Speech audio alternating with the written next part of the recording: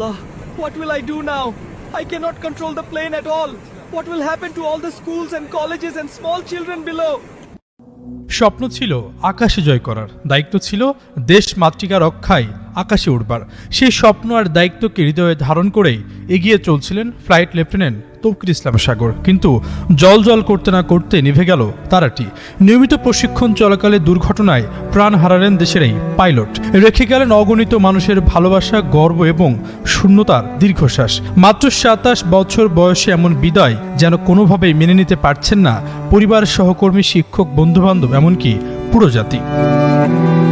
সোমবার মাইলস্টোনে যুদ্ধ বিমান বিধ্বস্তের পর বিমান বাহিনীর পক্ষ থেকে জানানো হয়, ত্রুটি অ্যাস করার পর পাইলট বিমানটি ফাঁকা জায়গায় নিয়ে যাওয়ার চেষ্টা করেও ব্যর্থ হয়েছেন। আর এই ঘটনার প্রত্যক্ষদর্শীরা বলছেন, তারা একটি গাছে প্যারাশুট ও বেলুন আটকে থাকতে দেখেছেন।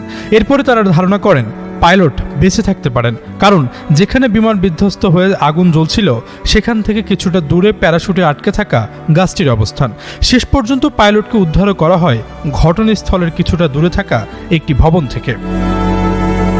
বিশ্লেষকরা বলছেন, পাইলট সবটুকু চেষ্টা করেও যখন বুঝতে পেরেছেন কোনোভাবে আর দুর্ঘটনা এড়ানো সম্ভব হবে না, ঠিক তখনই হয়তো তিনি বিমান থেকে প্যারাশুট নিয়ে লাফ দেন।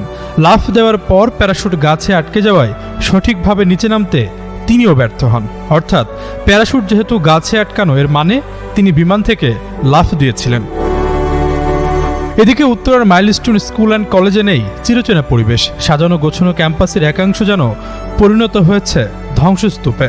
বুধবার তৃতীয় দিনেও আশেপাশের বাতাসে ভেসে বেড়াচ্ছে পোড়া গন্ধ। আচমকা বিমান দুর্ঘটনায় ঝরেছে একগুচ্ছ তাজা প্রাণ।